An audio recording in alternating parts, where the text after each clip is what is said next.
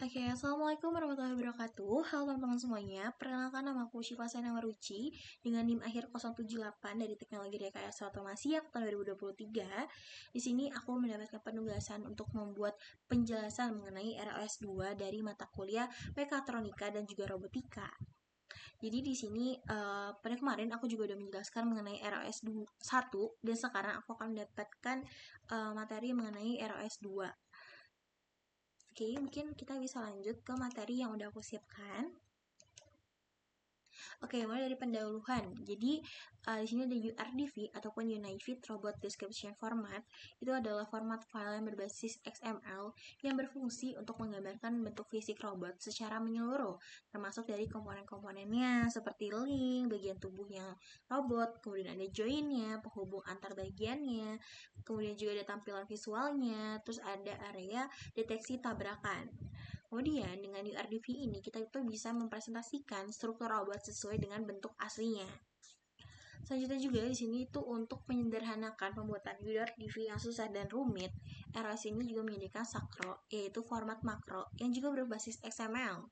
Tapi Sakro ini juga memungkinkan untuk penggunaan secara parameter dan juga elemen yang secara berulang, sehingga sangat berguna dalam proyek yang melibatkan banyak elemen serupa, seperti robot dengan struktur berulang ataupun sistem multi-robot. Next, di sini ada transformasi dan koordinat ataupun TF. Jadi TF ini transform itu dalam RAS, yaitu suatu sistem yang digunakan untuk melacak ataupun mengelola hubungan posisi dan juga orientasi antar berbagai kerangka koordinat ataupun frame dalam sistem robotik. Jadi setiap bagian-bagian dari robot seperti lengan, kamera, sensor, dan juga objek yang ada di eksternal itu memiliki frame tersendiri yang sudah saling terhubung.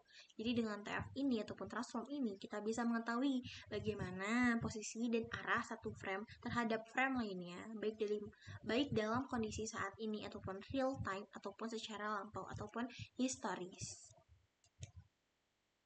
Di sini juga ada motion planning dengan Movelt. Jadi Movelt itu suatu pustaka utama yang digunakan dalam RLS ini untuk melakukan perencanaan gerakan ataupun motion planning pada robot. Nah, Movelt ini membuat robot merencanakan lintasan dari titik awal dan juga ke titik akhir secara otomatis dengan mempertimbangkan berbagai faktor penting seperti pengecekan tabrakan, validasi kinematika, penyaringan jalur ataupun path filtering, dan juga dengan fitur pengecekan tabrakan. Si Movelt ini akan memastikan bahwa lintasan yang direncanakan itu tidak akan menabrak objek ataupun lingkungan sekitar. Ini contohnya. Kemudian di sini ada metode perencanaannya, yaitu RVIV plugin.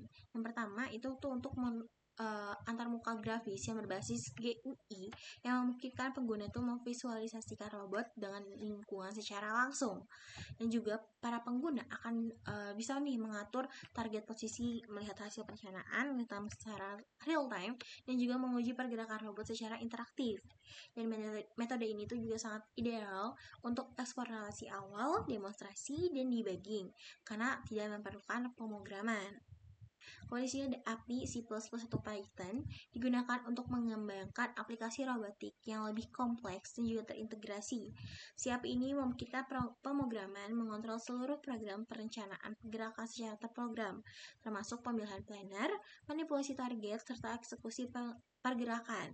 Dan juga ini sangat cocok untuk otomatisasi tugas-tugas industri, integrasi dengan sensor, sistem kontrol, ataupun kecerdasan buatan, serta implementasinya itu dalam skenario produksi.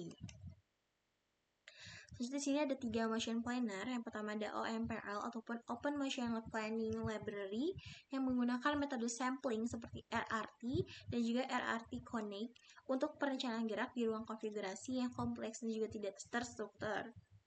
Yang kedua ada threshold, yaitu untuk mengoptimalkan lintasan dengan berbagai batasan dan penalti untuk menghasilkan gerakan yang halus dan juga secara efisien. Yang terakhir itu ada Storm dan Chom, itu menggunakan pendekatan optimisasi berbasis gradien dengan penalti tabrakan untuk merencanakan suatu lintasan yang aman di lingkungan penuh hambatan. Oke, mungkin itu aja dari aku. Semoga harapannya sih bisa berguna buat teman-teman semuanya yang memang lagi belajar mengenai materi robotika. Oke, kurang lebihnya mohon maaf. Wassalamualaikum warahmatullahi wabarakatuh.